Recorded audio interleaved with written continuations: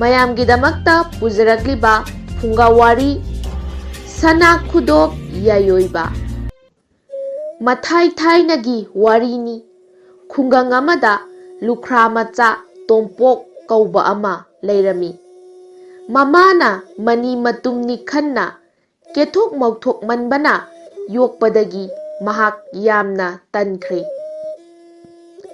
ꯄꯥꯈꯪ ꯐꯥꯗꯨꯅ ꯃꯄꯥꯡꯒꯜ ꯆꯥꯎꯔꯛꯂꯕ ꯐꯥꯎꯕꯗ ꯃꯃꯥ ꯂꯨꯈ꯭ꯔꯥꯕꯤꯅ ꯁꯤꯜ ꯂꯥꯡꯂꯒ ꯃꯥꯕꯨ ꯊꯥꯛꯇꯨꯅ ꯂꯩꯔꯦ꯫ ꯃꯍꯥꯛ ꯍꯨꯃꯥꯡ ꯇꯥꯅ ꯊꯕꯛ ꯁꯨꯅꯤꯡꯗꯦ, ꯅꯨꯡꯉꯥꯏꯕ ꯄꯥꯝꯃꯤ, ꯚꯥꯞꯅ ꯗꯂꯥꯟ ꯁꯥꯗꯨꯅ ꯃꯇꯝ ꯂꯦꯜꯂꯤ꯫ ꯃꯇꯧꯁꯤꯗꯒꯤ ꯃꯌꯥꯝꯅ ꯃꯥꯕꯨ ꯀꯇꯟ ꯇꯣꯅꯥꯟꯕ ꯀꯧꯅꯔꯝꯃꯤ꯫ ꯆꯍꯤ ꯑꯃꯗꯤ ꯆꯤꯡꯖꯤꯟ ꯃꯇꯝꯗ ꯌꯨꯝꯂꯣꯟꯅꯕꯁꯤꯡꯅ ꯃꯥꯒꯤ ꯂꯧꯗ ꯂꯨ ꯊꯨꯝꯅꯔꯨꯕꯗꯒꯤ ꯉꯥ ꯄꯣꯠ ꯄꯣꯠ ꯄꯨꯈꯠꯅꯔꯛꯈꯤ꯫ ꯀꯅꯥꯒꯤ ꯏꯃꯨꯡꯗꯅ ꯉꯀ꯭ꯔꯥꯅ ꯈꯨꯗꯦꯡ ꯊꯜꯂꯤ, ꯀꯅꯥꯒꯤꯗꯅ ꯎꯀꯥꯕꯤꯒꯤ ꯈꯔꯥꯏ ꯈꯔꯥꯏꯅꯤ꯫ ꯄꯣꯔꯣꯝ, ꯁꯔꯦꯡ, ꯈꯥꯕꯛ, ꯄꯦꯡꯕꯥꯅꯆꯤꯡꯕ ꯃꯌꯥꯝ ꯑꯃꯁꯨ ꯌꯥꯎꯅꯔꯤ꯫ ꯉꯥꯁꯦꯞ, ꯉꯥꯍꯧꯅꯆꯤꯡꯕ ꯑꯄꯤꯛꯄ ꯉꯥꯁꯤꯡꯕꯨ ꯃꯁꯤꯡ ꯊꯥꯅꯗ꯭ꯔꯕꯁꯨ ꯉꯥꯀꯤꯖꯧꯕꯨꯗꯤ ꯄꯨꯟ ꯄꯨꯟꯅꯤ ꯂꯤꯅꯈꯤꯕ꯫ ꯑꯗꯨꯕꯨ ꯀꯗꯥꯏ, ꯃꯃꯥ ꯃꯆꯥꯗꯤ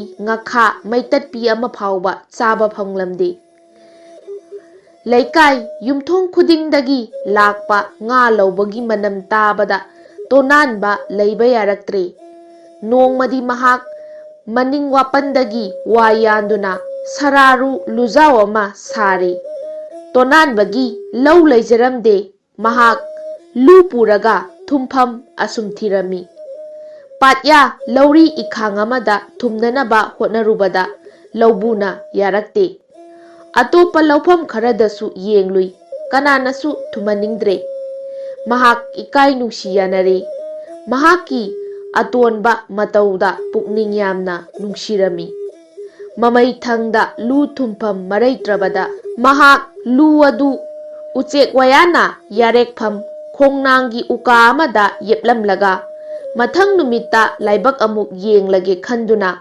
ꯃꯌꯨꯝꯗ ꯍꯜꯂꯛꯂꯦ꯫ ꯅꯣꯡꯉꯥꯟꯕꯒ ꯇꯣꯅꯥꯟꯕ ꯂꯨ ꯊꯝꯐꯝꯗ ꯆꯠꯂꯝꯃꯤ꯫ ꯎꯊꯛꯇꯒꯤ ꯃꯍꯥꯛꯅ ꯂꯨ ꯂꯧꯊꯔꯨꯕꯗ ꯆꯥꯎꯔꯕ ꯎꯃꯥꯏꯕꯤ ꯑꯃ ꯆꯪꯂꯝꯂꯦ꯫ ꯃꯍꯥꯛ ꯏꯉꯛ ꯉꯛꯈꯤ꯫ ꯁꯥꯎꯅꯤꯡꯕꯒ ꯂꯣꯏꯅꯅ ꯍꯥꯏꯔꯝꯃꯤ, "ꯃꯤ ꯈ꯭ꯋꯥꯏꯅ ꯉꯥ ꯆꯥꯅꯩ, ꯑꯩꯕꯨꯗꯤ ꯎꯃꯥꯏꯕꯤ ꯆꯥꯎ ꯍꯥꯏꯅ ꯇꯝꯂꯝꯂ ꯃꯥꯜꯂꯦ"꯫ ꯋꯥꯍꯩꯁꯤꯡꯁꯤ ꯇꯥꯕꯗ ꯂꯨꯅꯨꯡꯗ ꯌꯥꯝꯅ ꯋꯥꯅ ꯈꯥꯡꯂꯤꯕ ꯎꯃꯥꯏꯕꯤꯅ ꯇꯥꯏꯕꯪ ꯃꯤꯔꯣꯟꯗ ꯍꯥꯏꯔꯛꯏ, "ꯍꯦ ꯅꯨꯄꯥ, ꯑꯩꯕꯨ ꯍꯥꯠꯀꯅꯨ꯫ ꯑꯩꯅ ꯅꯉꯣꯟꯗ ꯑꯔꯥꯟꯕ ꯀꯔꯤꯁꯨ ꯇꯧꯔꯣꯏ꯫ ꯑꯩ ꯆꯔꯥꯡ ꯑꯃ ꯇꯥꯅꯔꯛꯄꯗ ꯅꯪꯒꯤ ꯂꯨꯗ ꯊꯨꯕꯅꯤ"꯫ ꯃꯥꯡꯂꯣꯝꯗꯅ ꯂꯨꯅꯤꯡꯅ ꯊꯠꯂꯦ꯫ ꯇꯨꯡꯂꯣꯝꯗ ꯍꯟꯒꯗꯕꯁꯨ ꯏꯇꯨꯁꯤꯡꯁꯤꯅ ꯄꯖꯦꯡꯗ ꯄꯟꯕꯗꯒꯤ ꯊꯣꯔꯛꯄ ꯌꯥꯗ꯭ꯔꯦ꯫ "ꯎꯄꯥꯏ ꯂꯩꯇ꯭ꯔꯕꯅꯤꯅ ꯑꯩ ꯌꯥꯝꯅ ꯋꯥꯅ ꯈꯥꯡꯂꯤꯕꯅꯤ꯫ ꯑꯩꯕꯨ ꯑꯃꯨꯛꯇꯪ ꯐꯖꯅ ꯂꯧꯊꯣꯛꯄꯤꯌꯨ, ꯊꯋꯥꯏ ꯀꯟꯕꯤꯌꯨ"꯫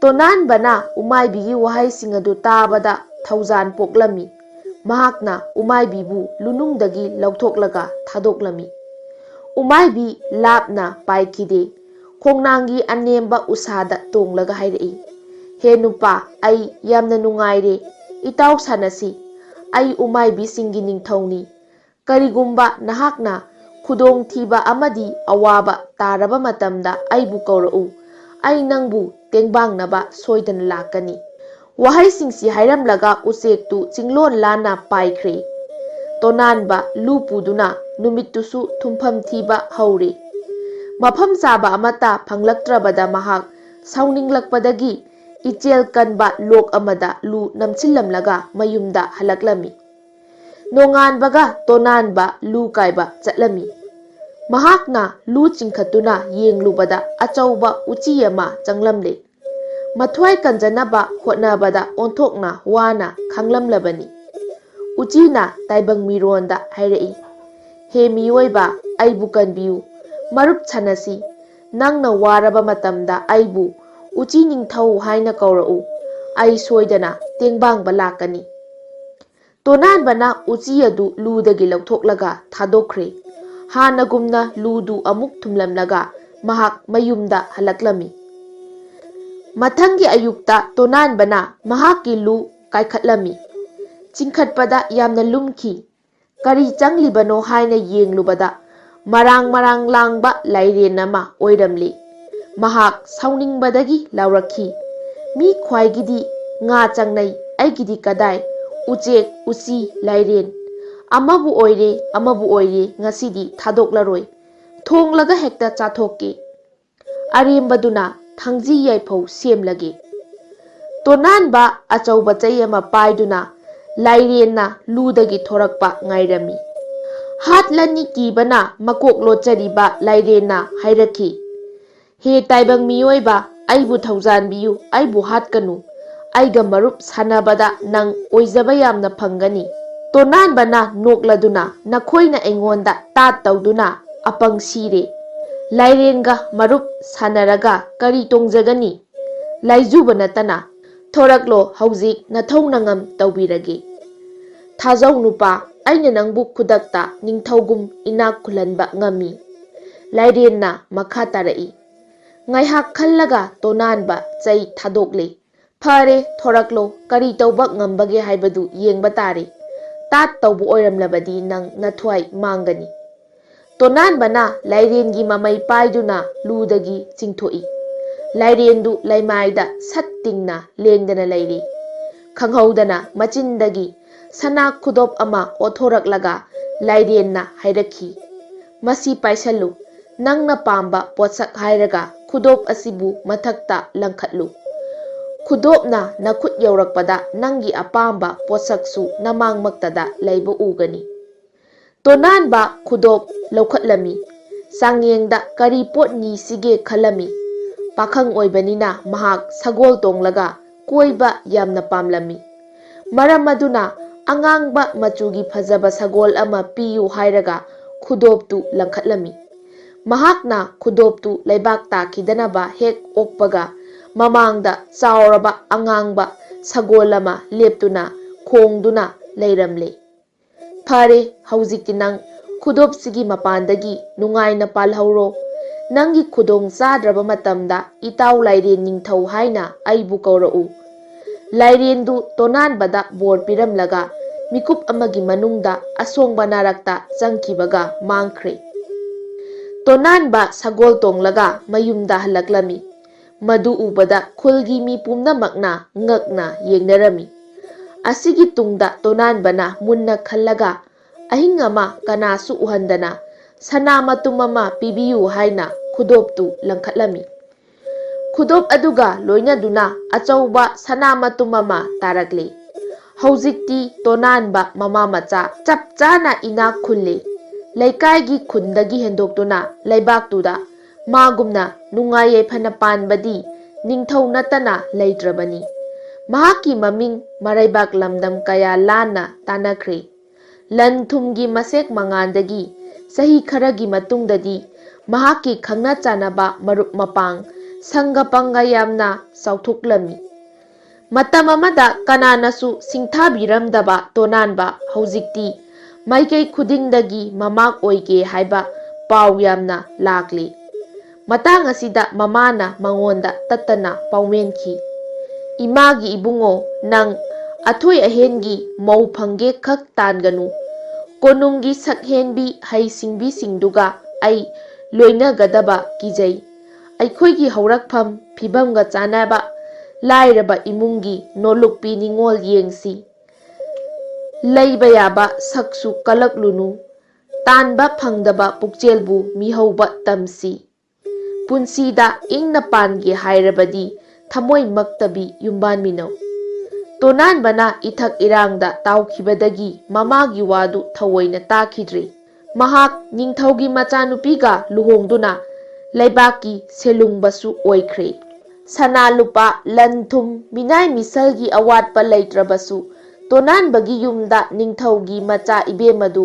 harau harau leiramde matam pumnamakta mangonda awatpa leibagum chinta purami madugi maram kharadi tonanbana khangjai mahak chaubor sanaba haite thang tagi mahai khanglude laingak chatna pathap khangdabana aruba maraida mahak saruk yaba ngamde nupina mapuroibabu hanthana Yenglaklabada karamba yumbano nungaigadabasi.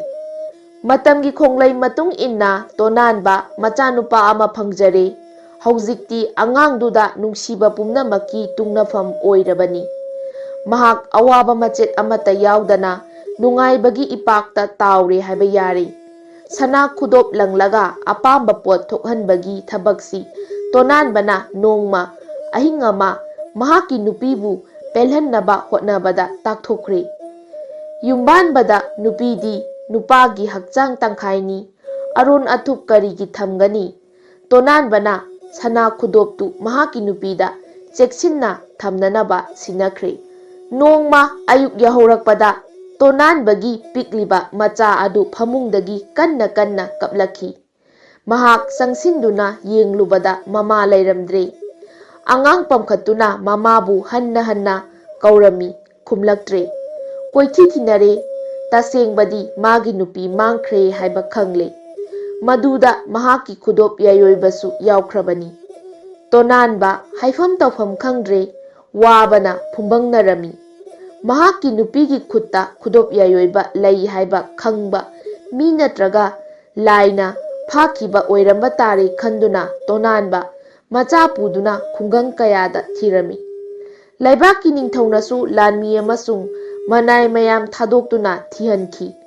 Adubu machagi leifam takpa ngamkhidre. Ningthouna mamak tonanbada chingnabata natana mamai thangdadi maralsu sibire. Lona matu hatpa nupani haibire. Tha ahumgi manungda macha nupibu puthokpa natraga asengba mari makhong takpa ngamdrabadi tonanbabu phasi tawduna hatkani haina lauthokre. Phibam asi yauraba phawba tonanba mahaki khudop yaioibagi maramdi kanadasu haidokhide. Mahak sagol tongduna sani thakni khangdana mahaki nupibu thirami. Adubu phangba ngamkhidre. Mama kainaba numitagi leptana kaplakkiba angang adu mamai thangda kanna nare. Laibaki maiba kayada pamuba laitana dakhina piraga layenghanki. Adubu kanaba phangdana sikre. Tonanbagi awaba ubada thamoi sokrabi pangal solabi mamasu nongakre.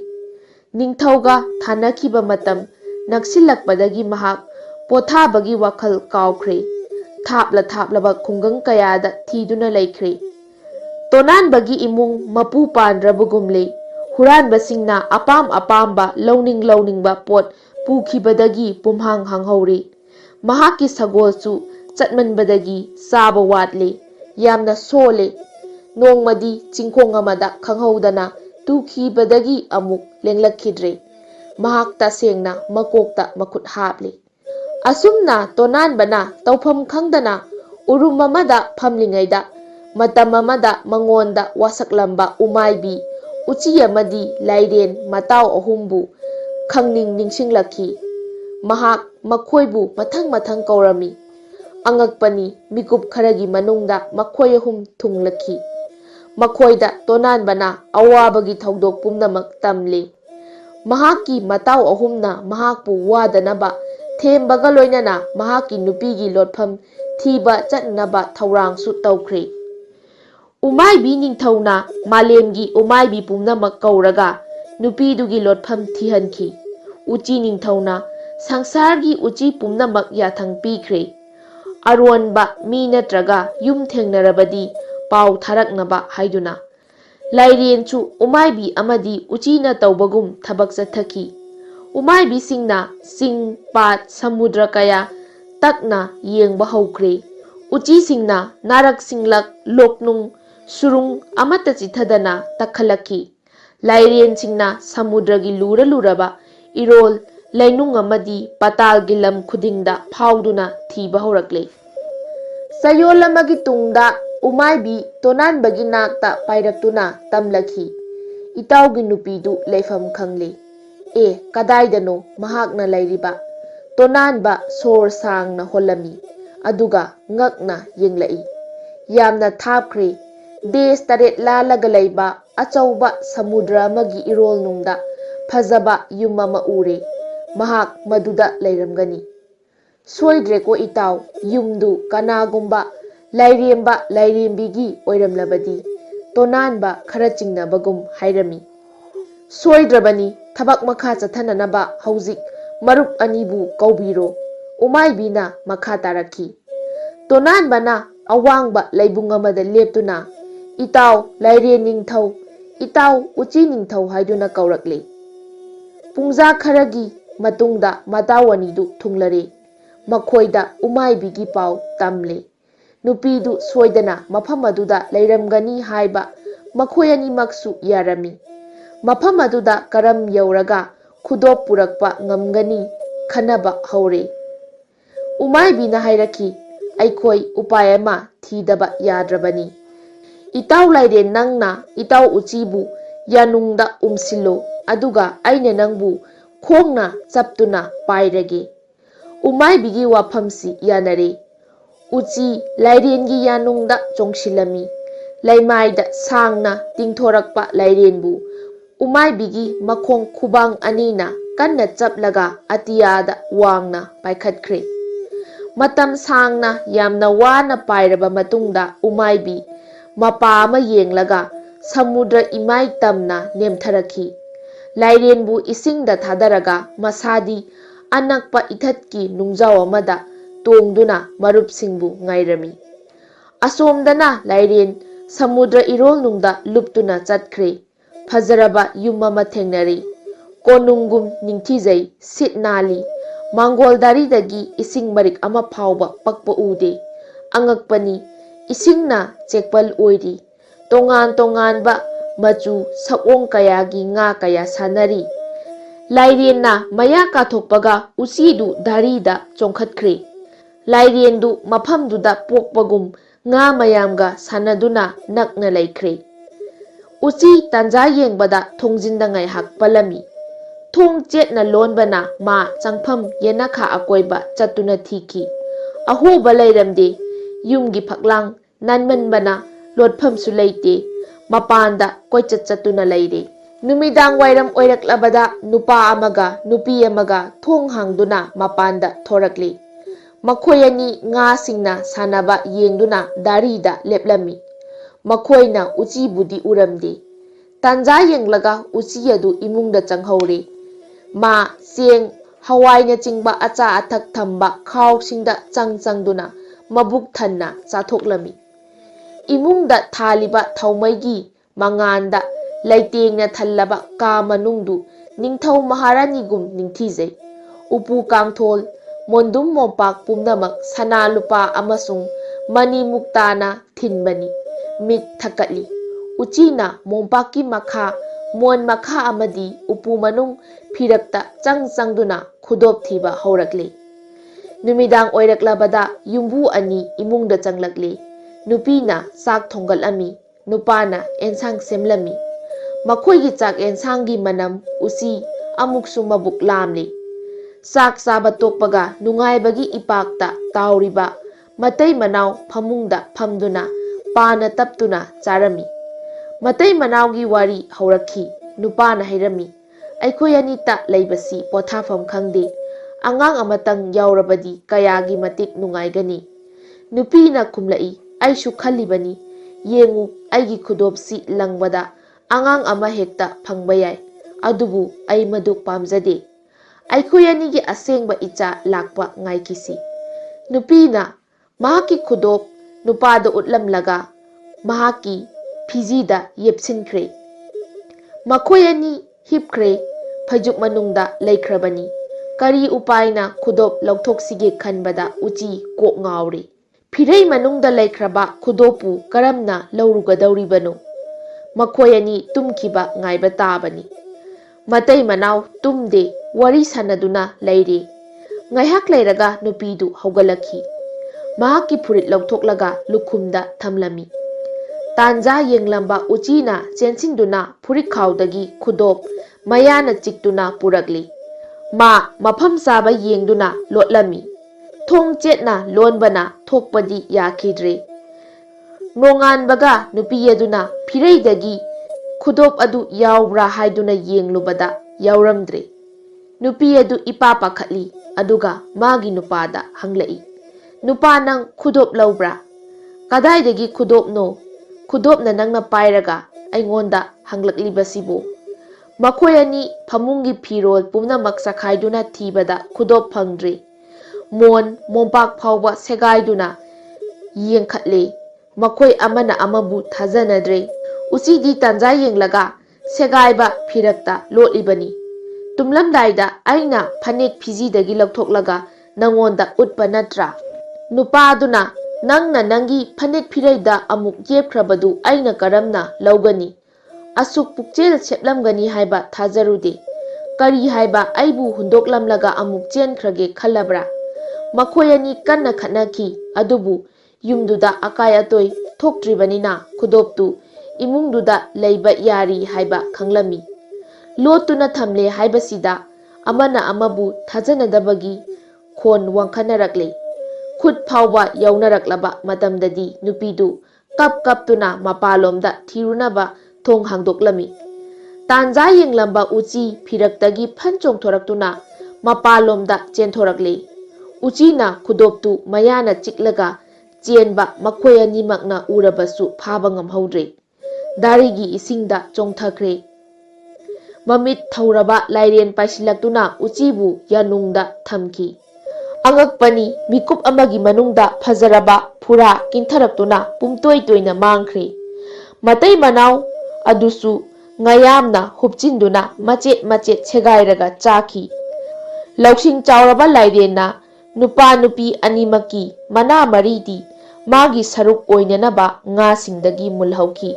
Samudragi imai thakta lairenna tauduna leirabada umaibina yangna paisilakle. Makhongna lairenbu saptuna pukhalakle. Makhoi yamna harauna halakhi. Tonanbagi matao ahum thunglare. Matao lairenna mangonda khudop yaioiba sinabada mahak amuk hanna lau haiba yakidre. Madu lairenda matam chuppagi oina handokhi. Mahak matao singda tawimal khangba utlami. Mathau pangthoklaba uchi narakta changkhre. Umaibi chinglon lana paikhre. Lairen chu khudop puraga hankhirami. Tonanbana taibang migi na mari puraga Ningthouda katlami. Konunggi mi khudingmakna na singdu yenglaga anina macha ibemagini atopa ani aduna mantri machagini hainarakhi. Laibak miyam mangda lamchat naidabi machanupigidamak Ningthou ikaiba nangki. Tonanbada siramba maral kokpikhre. Mathangi numita tonanbagi awaba wakhal amuk mangkhre. Mahak lengbanda yopak puduna ahangba lam yenglaga lawlingba chatkhre. Migi mapan tangningba sudana nungaiba thiriba mi singdu kaubani pangdaba hingbani malem lumnaba. Mayamgidamakta pujarakliba Phunga Wari Chakniba Ningthou. Thaina mamangaida laibak amada matik magun yamna leiraba Ningthou ama palami. Ningthou haibasidi hek ningbaga thungbana hali hainaribani. Adubu Meiteigi paurauda Ningthoudasu Maital watli haiba amasu leiri. Hairiba Ningthou asigi awatpa amadi sauna leiri. Madudi mahaki rani ahummak mamitta macha amata uramde. Miyoibasu phana phajarabasu awatpa amadi adumak lei hainei. Nongmadol thakta thokliba thajasu phajabada singthanei adubu mahing kaisu hainei. Ningthou kol khakida natana miyoibana nupa nupi ani yumban minabada mamita macha udaba haibase asuki matik chauna ahoba amadi nungaitaba pukning leitadaba amadi lei. Sana lupa lanthumna chingmuk hek wangna pairabasu mama mapabu momonok hanba ngamde. Macha amagi wangangda thamoi penna noki hainaribani. Mamitta macha ujadraba Ningthouduna khalai. Madudi aina maiba panji akhang ahai tanaduna laitin kaya khurumjaduna thauni jarabasu icha amata pibidre. Adunadi aina hayeng sikrabagi tungda aigi lebak asigi Ningthousi kanana oihogani. Aigini haiduna Ningthou khubamsi sinbi haunaba icha inau kana amatasu leitre. Asum thou haiduna isornasu Ningthoubu pokpiramba mapa mabudhau mabudhaugi mabudhaunasu machanupa amamamdagi henna poklamde. Machil manau ani suna khak pokpiramdre. Adubu Ningthou sidi mapa mapu mabudhaugumna machanupa amatasu pokdre. Matik magul lairaba singthanaraba Ningthou ama oijarabasu Ningthougi khubamse sinbihaunaba matik chaba miyoi amagi wakhalda mikup amata pothadre amasung wasu yamna warami. Ningthouduna khanba makai khallaba matungda magi thamoinungda matomta warep ama laujarami. Madudi asini matik mathauna leiba amadi magul leiraba angang amabu isa sakna yoklaga Ningthou haptuna aigi lebakse sinaramlage. Wakallasi khalladuna Ningthou ado masak lotladuna magi lebaktuda koina chatuna matik magun leiraba angang ama thiba horakli. Adubu upna taba una longna taba una uphanduna thibadasu apamba matik chaba angang amata thengnadre. Asuk chawkhraba leibak sidabu thibada phangdaba haunade. Thibada mundaduna tauribani khanduna Ningthoudo handakti masa solaba kaplak guru karaba yari yachuk yaudraba lambigi sakni phiniba makhong namasu teklaba ahal amagi saklo lauraduna saisu amaga loinana koina chatuna angang thiba haurakli.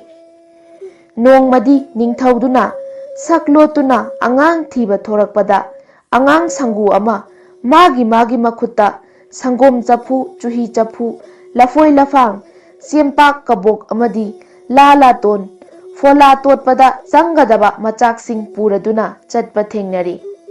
Madu ubada sak lotpa Ningthouduna angangsing adugi manakta changsinduna khonjel nikna mangaisu nikna hanglami.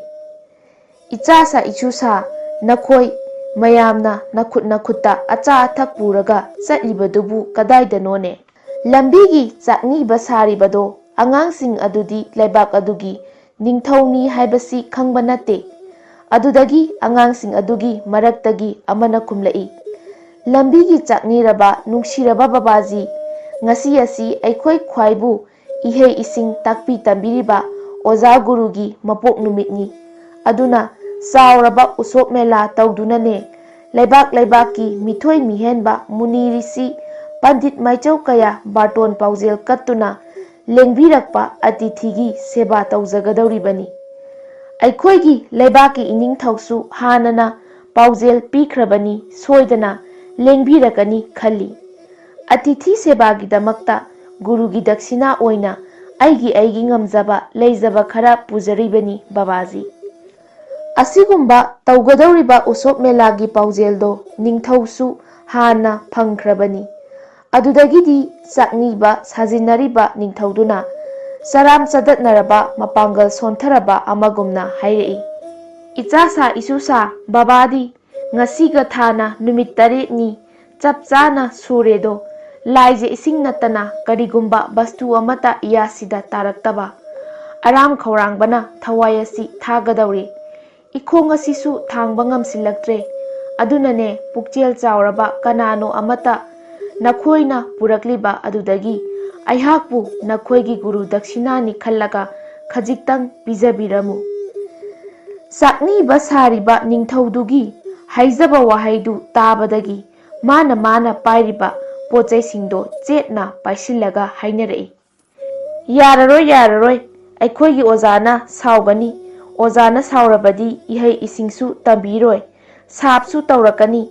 Nangdi ahalsu oire nakhongsu tekle hingbada karisu kanadre malem pithribise lumnanabani sijakhro.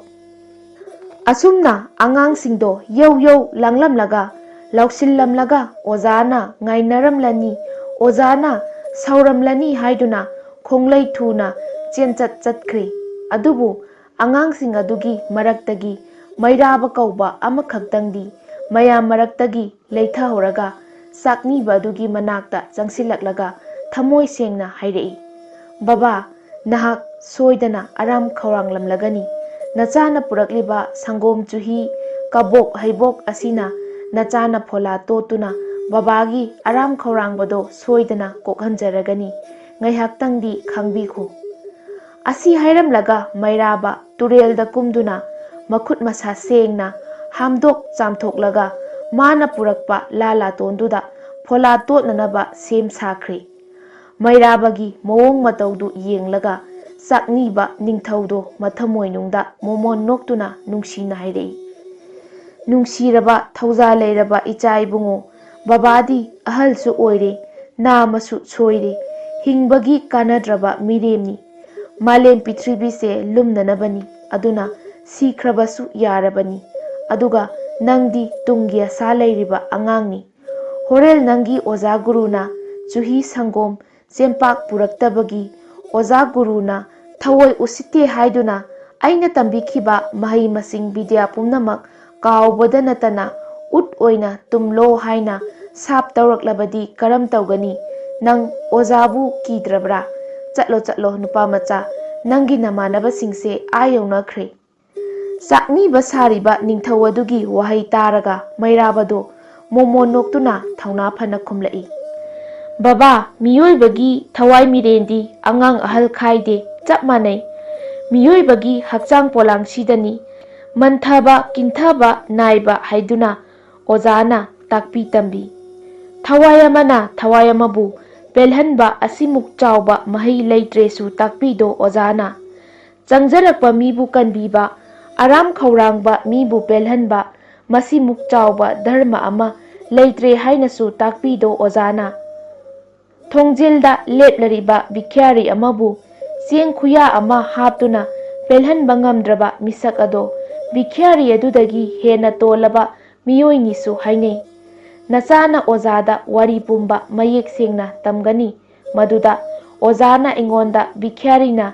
ꯍꯦꯟꯅ ꯂꯨꯝꯂꯕ ꯍꯥꯏꯗꯨꯅ ꯁꯥꯞ ꯇꯧꯔꯕꯁꯨ ꯑꯣꯖꯥꯒꯤ ꯁꯥꯞꯇꯨ ꯐꯪꯖꯒꯦ, ꯃꯗꯨꯗ ꯑꯩ ꯆꯤꯡꯅꯖꯗꯦ꯫ ꯑꯣꯖꯥꯒꯤ ꯁꯥꯞ ꯐꯪꯖꯕꯁꯦ ꯑꯩ ꯍꯤꯡꯅ ꯁꯔꯒ ꯀꯥꯔꯕꯅꯤ ꯈꯟꯖꯒꯅꯤ"꯫ ꯑꯁꯤ ꯍꯥꯏꯗꯨꯅ ꯃꯩꯔꯥꯕꯗꯣ ꯆꯥꯛꯅꯤꯕ ꯅꯤꯡꯊꯧꯗꯨꯅ ꯈꯥꯝꯕ ꯂꯥꯛꯄ ꯌꯥꯗꯅ ꯐꯣꯂꯥ ꯇꯣꯠꯇꯨꯅ ꯃꯕꯨꯛ ꯊꯟꯅ ꯄꯤꯖ ꯄꯤꯊꯛꯂꯦ꯫ ꯆꯥꯛꯅꯤꯕ ꯑꯗꯨꯅ ꯃꯣꯃꯣꯟ ꯅꯣꯛꯇꯨꯅ ꯄꯦꯟꯖꯕꯗꯨ ꯎꯕꯗ ꯃꯩꯔꯥꯕꯗꯣ ꯊꯣꯏꯅ ꯍꯦꯟꯅ ꯄꯦꯟꯖꯈ꯭ꯔꯦ꯫ ꯄꯣꯛꯄꯒꯤ ꯃꯍꯩ ꯐꯪꯉꯦ ꯈꯟꯖꯔꯗꯨꯅ ꯆꯥꯛꯅꯤꯕꯗꯨꯗ, "ꯕꯕꯥ, ꯇꯠꯇꯅ ꯎꯅꯁꯤ, ꯅꯆꯥꯅ ꯑꯉꯝꯕ ꯁꯦꯕꯥ ꯇꯧꯖꯒꯦ" ꯍꯥꯏꯔꯝꯂꯒ ꯃꯍꯥꯛꯀꯤ ꯑꯣꯖꯥꯒꯤ ꯃꯅꯥꯛꯇ ꯆꯠꯈ꯭ꯔꯦ꯫ ꯃꯩꯔꯥꯕꯒꯤ ꯃꯃꯥꯟꯅꯕꯁꯤꯡꯗꯨꯗꯤ ꯃꯥꯒꯤ ꯃꯥꯒꯤ ꯄꯨꯖꯔꯛꯄꯁꯤꯡꯗꯣ ꯒꯨꯔꯨꯒꯤ ꯃꯐꯝꯗ ꯀꯠꯆꯗꯨꯅ ꯒꯨꯔꯨꯒꯤ ꯗꯈꯤꯅꯥ ꯇꯧꯈ꯭ꯔꯦ꯫ ꯑꯗꯨꯕꯨ ꯃꯩꯔꯥꯕꯗꯤ ꯒꯨꯔꯨꯒꯤꯅꯤ ꯍꯥꯏꯗꯨꯅ ꯀꯔꯤꯃꯠꯇ ꯄꯨꯔꯛꯇꯅ ꯊꯦꯡꯅꯁꯨ ꯂꯥꯛꯄꯗꯨꯗ ꯒꯨꯔꯨꯗꯨꯅ ꯃꯩꯔꯥꯕꯗ ꯁꯥꯎꯅ ꯍꯪꯂꯛꯏ, "ꯃꯩꯔꯥꯕ, ꯀꯔꯤꯒꯤꯅꯣ ꯅꯪꯅ ꯊꯦꯡꯅꯁꯨ ꯂꯥꯛꯂꯒ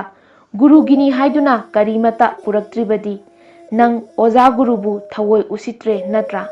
ꯅꯪꯅ ꯅꯪꯕꯨ ꯁꯦꯝꯕꯤ ꯁꯥꯕꯤꯔꯤꯕ, ꯇꯥꯛꯄꯤ ꯇꯝꯕꯤꯔꯤꯕ ꯑꯣꯖꯥ ꯒꯨꯔꯨꯕꯨ ꯎꯁꯤꯠ ꯊꯑꯣꯏꯗꯕꯒꯤ ꯃꯍꯩꯗꯤ ꯅꯪ ꯍꯧꯖꯤꯛ ꯎꯠ ꯑꯣꯏꯅ ꯇꯨꯝꯃꯣ ꯍꯥꯏꯗꯨꯅ ꯑꯩꯅ ꯁꯥꯞ ꯇꯧꯔꯒꯅꯤ"꯫ ꯑꯁꯤ ꯍꯥꯏꯗꯨꯅ ꯁꯥꯎꯒꯜꯂꯕ ꯑꯣꯖꯥ ꯒꯨꯔꯨꯗꯨꯅ ꯃꯥꯒꯤ ꯌꯨꯕꯤ ꯈꯨꯖꯥꯏꯗꯒꯤ ꯃꯇꯤꯛ ꯃꯌꯥꯏ ꯀꯜꯂꯕ ꯏꯁꯤꯡꯗꯨꯅ ꯆꯥꯏꯒꯦ ꯇꯧꯕꯃꯛꯇꯗ ꯃꯩꯔꯥꯕꯅ ꯁꯥꯡꯅ ꯈꯨꯔꯨꯝꯂꯒ ꯃꯥꯅ ꯆꯥꯛꯅꯤꯕ ꯑꯍꯜ ꯑꯃꯕꯨ ꯐꯣꯂꯥ ꯇꯣꯠꯇꯨꯅ ꯄꯤꯖꯗꯨꯅ ꯁꯦꯕꯥ ꯇꯧꯈꯤꯕꯗꯨ ꯂꯤꯁꯥꯡ ꯁꯤꯠꯅ ꯑꯣꯖꯥ ꯒꯨꯔꯨꯒꯤ ꯃꯐꯝꯗ ꯇꯝꯂꯝꯃꯤ꯫ ꯑꯗꯨꯗꯒꯤ ꯃꯩꯔꯥꯕꯅ ꯊꯧꯒꯜꯂꯣꯟ ꯕꯦꯚꯥꯔ ꯀꯥꯏꯗꯅ ꯍꯥꯏꯔꯛꯏ, "ꯒꯨꯔꯨꯖꯤ, ꯅꯆꯥ ꯅꯅꯥꯏꯕꯨ ꯁꯥꯞ ꯇꯧꯕꯤꯔꯦ꯫ ꯒꯨꯔꯨꯒꯤ ꯑꯥꯠꯃꯥꯅ ꯄꯦꯟꯕꯤꯕꯗꯨꯅ ꯅꯅꯥꯏꯒꯤꯁꯨ ꯄꯦꯟꯖꯔꯤꯕꯅꯤ"꯫ ꯏꯇꯤꯡ ꯇꯤꯡꯅ ꯂꯤꯔꯛꯄ ꯃꯩꯔꯥꯕꯒꯤ ꯋꯥꯔꯤ ꯑꯃꯗꯤ ꯊꯧꯒꯜꯂꯣꯟ ꯕꯦꯚꯥꯔꯗꯨ ꯎꯕꯗ ꯒꯨꯔꯨꯗꯣ ꯁꯥꯎꯕ ꯈꯪꯍꯟꯍꯟꯈ꯭ꯔꯦ꯫ ꯃꯩꯔꯥꯕꯒꯤ ꯊꯧꯖꯥꯜ ꯍꯩꯕ, ꯃꯤꯅꯨꯡꯁꯤ ꯆꯥꯎꯕ ꯑꯃꯗꯤ ꯒꯨꯔꯨꯒꯤ ꯁꯥꯞꯄꯨ ꯀꯤꯗꯅ ꯊꯧꯅꯥ ꯐꯅ ꯃꯥꯌꯣꯡ ꯌꯥꯕꯗꯨ ꯎꯕꯗ ꯄꯦꯟꯈ꯭ꯔꯗꯨꯅ ꯃꯩꯔꯥꯕꯕꯨ ꯊꯥꯒꯠꯄꯒꯨꯝꯅ ꯆꯦꯖꯦꯠꯅ ꯀꯣꯟꯁꯤꯟꯕꯤꯗꯨꯅ ꯃꯊꯃꯣꯏ ꯄꯦꯟꯅ ꯍꯥꯏꯔꯛꯏ, "ꯃꯩꯔꯥꯕ, ꯅꯪꯗꯤ ꯑꯩꯒꯤ ꯑꯁꯦꯡꯕ ꯃꯍꯩꯔꯣꯏꯅꯤ꯫ ꯅꯍꯥꯛꯅ ꯑꯩꯕꯨ ꯃꯉꯥꯜ ꯂꯩꯍꯟꯒꯗꯧꯔꯤ꯫ ꯅꯍꯥꯛꯄꯨ ꯑꯩꯒꯤ ꯃꯍꯩꯔꯣꯏ ꯑꯣꯏꯕ ꯐꯪꯖꯕꯁꯦ ꯑꯩꯒꯤ ꯂꯥꯏꯕꯛ ꯀꯌꯥꯗ ꯐꯈ꯭ꯔꯕꯅꯣ꯫ ꯅꯪ ꯑꯩꯒꯤ ꯕꯣꯔꯗꯒꯤ ꯂꯩꯕꯥꯛ ꯑꯁꯤꯒꯤ ꯅꯤꯡꯊꯧ ꯑꯣꯏꯕ ꯐꯪꯖꯔꯣ"꯫ ꯒꯨꯔꯨꯅ ꯃꯩꯔꯥꯕꯗꯣ ꯅꯨꯡꯁꯤꯅ ꯅꯥꯟꯊꯕꯤꯗꯨꯅ ꯕꯣꯔꯗꯨꯝ ꯄꯤꯈ꯭ꯔꯦ꯫ ꯑꯁꯤꯒꯨꯝꯂꯕ ꯎꯁꯣꯞ ꯃꯦꯂꯥꯗꯣ ꯂꯩꯕꯥꯛ ꯑꯗꯨꯒꯤ ꯅꯤꯡꯊꯧꯗꯤ ꯃꯁꯥ ꯉꯝꯗꯦ ꯍꯥꯏꯗꯨꯅ ꯂꯥꯛꯄ ꯉꯝꯂꯔꯣꯏ ꯍꯥꯏꯅ ꯅꯤꯡꯊꯧ ꯃꯅꯥꯏ ꯑꯃꯅ ꯄꯥꯎꯖꯦꯜ ꯂꯥꯛꯇꯨꯅ ꯎꯁꯣꯞꯇꯨ ꯌꯥꯎꯕ ꯂꯥꯛꯇ꯭ꯔꯦ꯫ Adudagidi usop mela loiraduna numidang wairam yaurakle. Matam thengjillaklaba adudadi Mairaba amadi magi mamanabasingdo pulap mayumda hanarakle. Adudagidi Chakniba sasinariba Ningthoudo angangsing aduna lakadaba lambida leiba irei ichel kallaba turel amagi torbanda makhoibu ngaiduna leire. Angangsing adubu sanggeng ama taurage khanduna makhoina yoksilakadauba khajiktang ngairaba matamda ichel irei kallaba turelduda mahaki chaisudo angangsingdu uhanduna thadaduna tauhankhri. Magi tauthakriba chaisudu yenglaga Chakniba Ningthouduna khonjel hauna laurai. Ho ichasa babagi khonga pangkhak oiraba chaisuse ichel irei kallaba turel sida tauthakri. Chaisuse yaudrabadi aidi chatpa ngamlaroi. Minungsi chauba thauna leiraba kanano amata babagi chaisuse lokpiyu. Adugumba Ningthougi hanna lauba khonjel se tarabasu angangsing adugi maraktagi kana amatana saisudu lokpa chongthakidri. Thaujal hairaba Mairabasu ngasaidagi tauthakriba chaisudubu yengduna leplami. Chakniba Ningthoudugi mabukta karino ama khalladuna angangsing amadi Mairababu warauna yenglamlaga ichel kallaba tureladuda saisudu lokpa chongthakri. Ichel kallaba turelduda Chakniba Ningthoudo Irakna sinnaduna luphet tausinduna makut masado amuk thangat amuk lup tauduna wana khonpham kaina laurai. O kana leibage aibu amukta kanbiyo. Asigumlaba Chakniba Ningthoudugi phibamdu yengaga angangsing ado isingduda chongthaduna kanbibadi lairaduna Chakniba bikhyari iraknare ahal nangdi sikhibana pharabani siro haina wa nokduna lauksinduna kumhaidawna yenglami. Chakniba Ningthougi yenghaidraba phibamdu ubada Mairabado panthadana ichel kallaba turelduda chongthaduna Chakniba adubu kannanaba areiba pangal sakti phudokduna hotnarami. Adubu angangi matamga oibaga isingi ichelna kanbane Chakniba adubu kanbadi lairadana madum iraknare. Chaknibagi dasadu mangondasu takre. Adubu Chakniba adubu kannanaba hotnabadi lepte. Asigumba Mairabagi mataudubu yenglaga irakna sanariba pangal kallaba Chakniba Ningthouduna Mairabaga tauthaminaduna hairei. Nungsiraba thauna leiraba ibungo nangna angangi matamga oibane bababu kaidaunungdasu laukhatpa chingkhatpa ngamlaroi. Ai yamna wari aidi soidana siragadabani. Nang aibu kannanaba hotnaraganu nang sikhiba pamui iroiduna torban tamna chatkhro. Mairabana baba nachagi thawai pangalna hek leiriba makhai bababu kannanaba hotnajagani. Bababu kannanaba hotnabada nacha sirabasu sijasanu. Adubu ibungo aina haiba thajau nangna aibu kanba khak ngamlaroine nathwai hingnaba iroiduna kakhatkhro chatlo. Bababu kanba ngamba ngamdaba atopa amani. Bababu kanba ngamnaba hotnaba haibasina nachagi ithauni. Asumna matam sangna ising ijelda tauthaminaraktuna Chakniba Ningthoudubu laukhatnaba hotnarami. Madu pumnamak arembada tari. Mamai thangdadi Mairabado masa pumba chokthare. Pangal sitharaktuna iroiba ngamsilaktre. Isingsu yamna thakle wabanasu sigadaure. Madu phauba Mairabado Chakniba Ningthou adubu laukhatnaba chingkhatnaba hotnabadi khak leplamde. Kaina thangdadi Ningthoudo Mairabagi siba kidaba mathauna aduda pungpel peladuna irak sinnaba toktuna wabana padrak taraba Mairababu pamladuna turel torbanda kakhatminarakli. Asigumlaba makhoinigi matause angangsing adudi ngasaidagi tanaduna kumaigumna yenglami. Nungsa sor thabet honduna padrak tariba Mairababu yenglaga Chakniba Ningthouduna hanglai. Nungsiraba ichanipa ngasai aigi jaisu tauthakri khara lokpiyu haina aina hanna laujabadadi tabidana leptuna yengbiraga aina isingda chongthaduna jaisu loknaba hotnajabada iraknaraga karigi isingda chongtharaklibano. Chakniba Ningthougi wahangdu taraga Mairabado matat matat oina tapna khumlai. Baba, babagi chaisududi thawai panba pot nate mamal yaude atopa chaisu ama thok sindokpa yai. Karigumba chaisu adubu loknaba hotnabada isingi ichel iraida iraknaduna ai sikhiba yai. Aremba kanadabada thauna phudokpa haibase asingba amagi thauna nate apang thaunani. Karisu leitraba chaisu amaga aigi thawaiga onaba ai pamjade. Asigumlaba Mairabagi paukhumdu tabada Chakniba Ningthoudo mathamoido pungpen pelami adudagi amuksu hairei. Fare fare ichana haibado ipa yarage aduga siragadabasu kuidraba phibamsu soiraba kanadraba mirem aibu kannanaba hotnabada tungi yumbi oigadawriba nahak sikrabadi kamdauni. Mairabana Baba nachana haijaribasini thawai haibasidi naha ahal khaide mi amana sigadawagi dasa taraba matamda mi amana yengduna leithokpa haibase dharma leitaba mi kawi. Mi amana mi amabu kannanaba hotnabada ngamba ngamdaba haibasina atopani. Kanbiba muk chawba atopa dharma ama leite haiduna ojana takpi. Dasa taraba misak amabu kanba ngamnanaba hotnabada ngamdraduna ithawaise tharaba mi oina pokpagi mahi yanjarabani baba. Pikliba Mairabagi matik mathauna leiba lawsing singba amadi thaujal haiba magun ahumsina leiting lambaduda Chakniba sasinariba Ningthoudo pungpen penkre.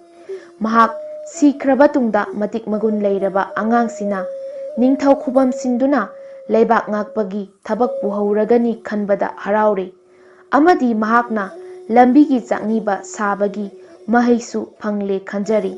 Sidasu natana oza guru khanduna dharmagi manungi oiba wanglaba phidamnafam oiba wafamdusu khanglamle. Ningthouduna hek pamliba pumba Mairabasida loina yauramle. Ngaihaki matungdadi apamba misak ama thibada phanglaba adudadi Ningthoudo makoi marang lauthokduna Mairaba madi magi mamanabasing aduda ai leibaksigi Ningthouni amadi hayengaina sikraba matungda leibaksigi Ningthou khubam sinabada matik chagadaba angang ama semgatke haiduna lambigi Chakniba sasinaduna matik chaba angang ama thirakpani hainasu phongdorakle. Ningthougi wahaidu tabada Ningthouda langjaruba angangsingdo Ningthougi chairak dandi phanglagadra haiduna amana amada kijana yengnaduna maron thoktabagum tumin tuminna lepkhre. Ngasi makhoigi oza gurugi usop adu leibaki Ningthouduna yauradabagi maramsu asini haiba angangsingsu khangnare. Mairabana Ningthou khubam sinhauduna leibak prajagi damakta maning thungnaba soidana hotnarakani amadi leibak prajasing ingna mara tapna palhauragani khantharubada Ningthou ado harauna jagoi sakhre. Matik mathauna leiba lawsing singba amadi thaujal haiba haiba gulla humsi yauraba Mairabado sana konungda purakle. Adudagidi konungi angam athau phamnaiba machin chatpa praja lising kayagi mamangda Ningthougi khubam sinabagi haunabi aja puja tawduna angang oina Mairabado Ningthou khubam sinathokle. Mairabagi matik mathaunadu Ningthouna wari libadagi prajasing pumba haraunare. Ningthou oibada matik chaba misakni haina amatta oina yanare. Maharani singsu loina haraunare. Guruna Mairabada leibaksigi Ningthou oijaro haina bor pikhibadu phangjakre. Mamai thangda Ningthoudo ahal oiraktuna sikrabada Mairabana leibaki sasan tawduna matik chap chaba Ningthou ama oikhi. Afaba achangba sagaigi maital araba macha ama puksabadagi Mairabagi mama mapado leibakna sakhangnaraba ikai khumnaraba misak oikhi. Asumna aikhoisu Mairabagumna thauna leiba lawsing singba amadi thaujal haiba misak ama oiduna leibaki afauba luchingba ama oiduna mingsatki urong khinduna